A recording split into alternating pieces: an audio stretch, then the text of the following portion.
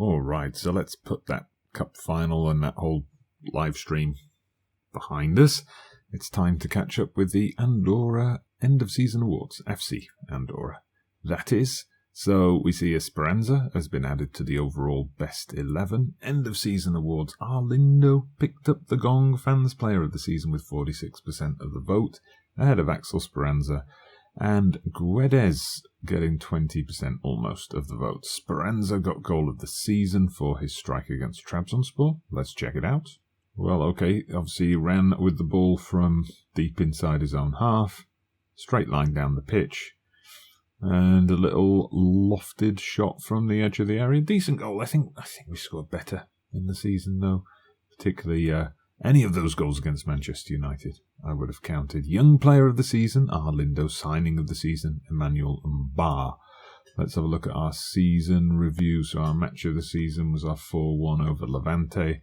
Moment to forget. There were many of them. They went with Vigo's 4-0 defeat of us in the league. Vigo did eventually get relegated, so I suppose that was pretty bad.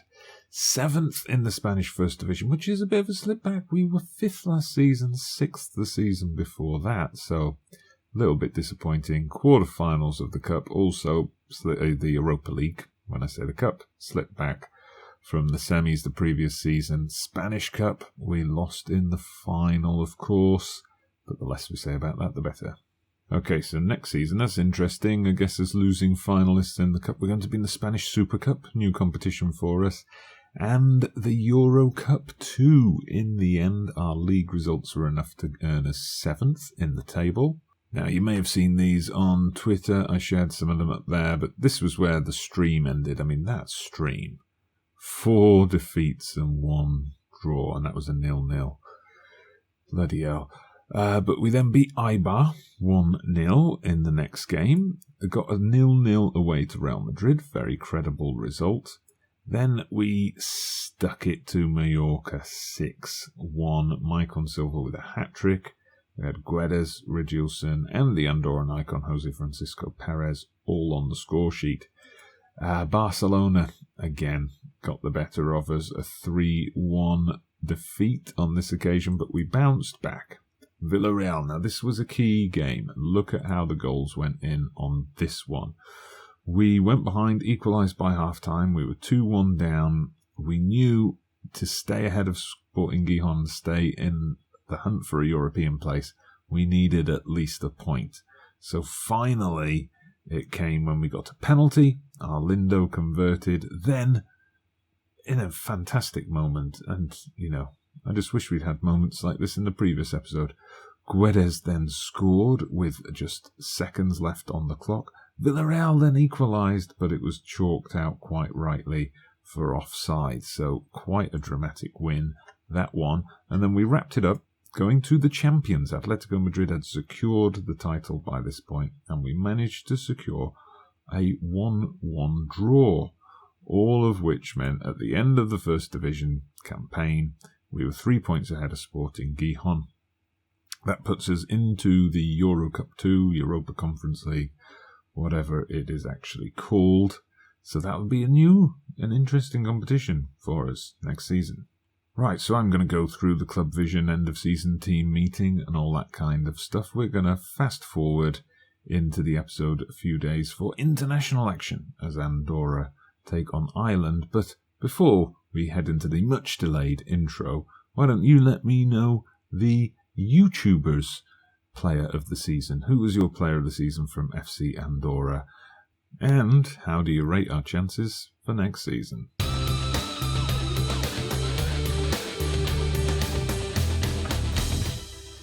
So yes, a little bit of a delayed welcome to the channel, everybody. Dodgy Gamer here with episode 94 of Andorra, the double challenge, in which I take charge of the club FC Andorra and the country of Andorra and try to lead them both along the road to glory. So you've seen that end of season review, you've seen how things finished off slightly better in terms of form towards the end of the season. Now, I've advanced on a week since recording the intro, and I got a bit of transfer news, and FM Llama's going to kill me.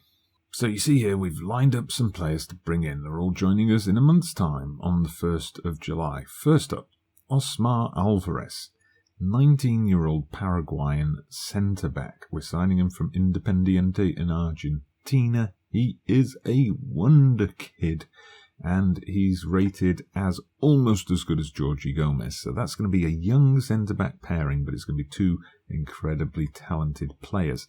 However, there's a little catch. He's Paraguayan, no second nationality, so he counts as a non-EU player, which means it's going to be time to say goodbye to Stanislav Krush. Now, no deal has been made for Krush just yet. We've had Hanover from Germany offer £4 million, which I've accepted. He's currently negotiating the contract, but we've got to shore up that defence, and if that means freeing up a foreigner slot, that's what it'll have to be. Buenacasa is going to go back to Chelsea soon, so we've signed a left-back, a youngster, Yoann Dupuy from Monaco, only 19, so bit of one for the future, but he's going to be in and out of the side, swapping over with Angel Hernandez on the left. So, it's a bit of a weird time to be signing a player for the future as we approach the end of the series, but I just can't resist. Now here I've signed a bit of an insurance policy. Brian Gancedo, Argentinian right winger, joining us from Vélez. Now, he is highly rated by my scouts. He's rated as being about the same level as Maicon Silva, with the potential to be better. Now, I'm worried Maicon Silva might move on in the summer. There's a bit of interest around him, so this guy's coming in as a backup. Now, he is also not an EU national, so we would have to free up a slot. But he does want to go out on loan, so we'll try and set up a loan for him if we can hold on to Silva. If we can't hold on to Silva, this guy's in the first team. And now we get on to the big news of the transfer window so far. We've signed another Brazilian from Flamengo. £17 million. There's various reasons why I've signed this guy. But amongst them, I'll have to admit, we've got the fact that he's a wonder kid. We've got the fact that he's called Ben Hur, always one of my favourite Brazilian footballer names.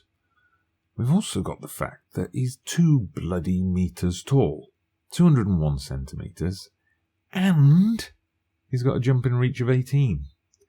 Now, I'm going to take that to mean not that his jumping reach is high because he's so tall, but he's tall and he can jump a hell of a height as well. Long balls pumped into the box to this guy all season next season. However, Ben Hur is also Brazilian, not an EU national, so we need to free up a slot. Which means, and this is a part FM Llama might not like, I've transfer listed Arlinda.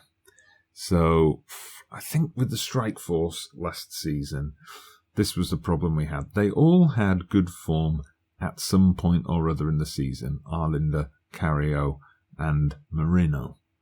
But none of them had good form sustained throughout the season. Arlinda, he's hit a wall in terms of his development, I think. He's wanted by a couple of mid-table Spanish-French teams, so we're hoping one of them will come in. We've put him out there for 10 million plus clauses. We'll see what we get, but I think, is it going to be the tiny 183 centimetre Arlindo or the massive Ben Hur up front? I think I'll go for Ben Hur. Now, Arlindo was our top scorer last season, 24 goals, but we should point out that was only 12 in the league and 12 in the cup. So he had that double hat-trick in the 2 legs of the semi-final, which boosted that up a lot. No goals in Europe, so, he has, I feel, gone off the boil a bit. Anyway, on to today's featured game. It's Andorra taking on Ireland in World Cup qualifying. Now, let's have a look at our team. We've got new faces in there because if you were watching my stream, you'll have seen the youth intake, and the youth intake looked pretty promising. So he's right here. Nacho Martin, 16-year-old. He's in the squad for the first time and he's on the bench. If we just have a look at Nacho Martin, 4 goals in 8 appearances for the under-19s since he signed his contract. So pretty promising start, and we will probably feature him at some point today. Alright, so Ireland going with a 4-4-1-1 up against our whack formation. I'm not sure about our chances of beating the Irish. It's possible, I suppose. We've beaten Scotland in the past. We've held Poland to a draw. We've beaten Israel, so who knows? Who knows? We'll probably lose, but we'll give it a go. Anyway, let's just remind the players of that ever-present faith. And we're off. Andorra, Ireland, both playing in their 3rd World Cup qualifying game, and we picked up an injury almost immediately, a bruised knee. He'll be fine. He'll just run it off. Stop being a wimp. Anyway, here's our first highlight. It is Ireland coming forward with the ball. We've got to look to force them into an error. Get ourselves up the other end as quickly as we can. There we go. Andorran icon Jose Francisco Perez turns and runs with the ball. Plays out to Lega, earning his 50th cap today. Lega, is he going to mark the occasion with a goal? Nearly. That was close. Corner. Jose Francisco Perez knocks it in. It's cleared as far as Alonso. Alonso, can he beat his man here? Get the cross in. Lazaringa made the run late, but couldn't direct the header away from the keeper. Now Ireland looking for the counter-attack, but they're not going to launch it like that. It's Lazaringa again of the bruised knee. Oh, he's gone for another one. He scored like that against Cyprus, remember? People were telling me in the comments. FM20, I remember it. You said that was a cross, not a shot. He's done it again. I think that's just his special move. Anyway, it's all Andorra so far in this first half. Can we capitalise?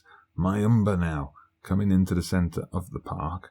It's a long ball into the box, and Zarzana goes for it, but shoots over the bar. Come on, we've got to make this dominance pay. We've got to get a goal before half-time. Or maybe we'll take a 0-0 at half-time. Anyway, we've been the better team. We're dominating possession. We've had more shots. It's just a matter of actually converting something. Right, let's tell the team.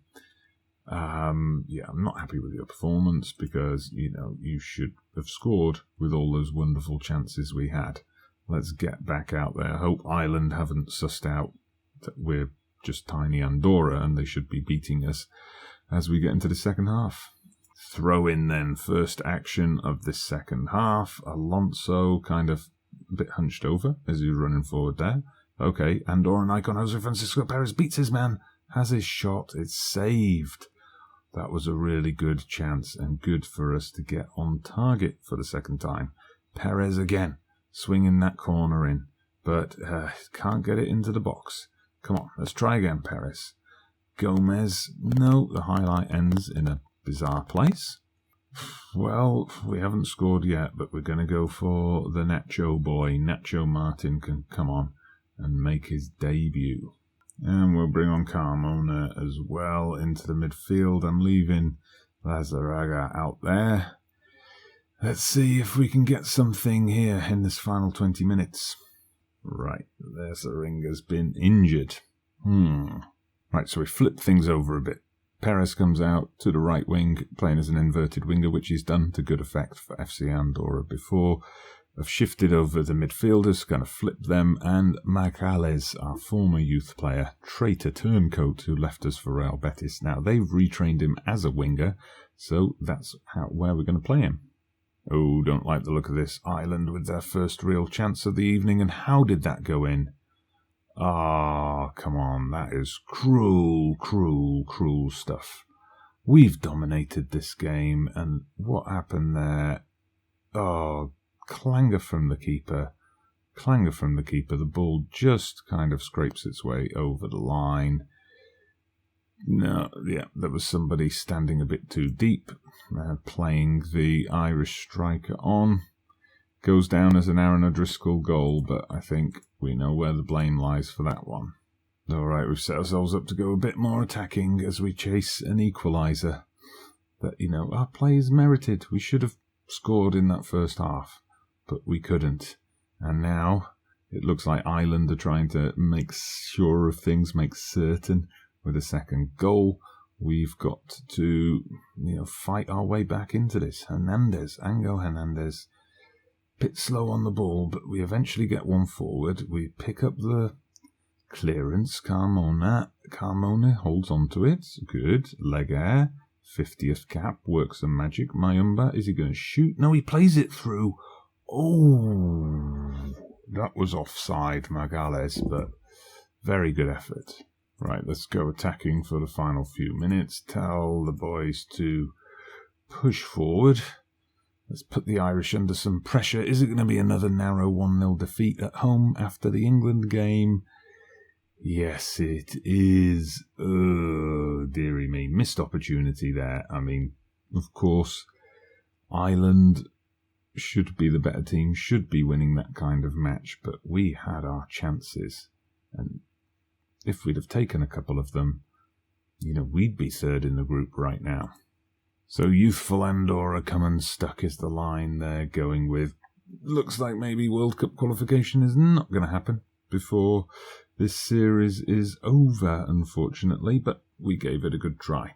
What's going to happen now, moving forward, we are going to play the next season. One thing I should add about FC Andorra.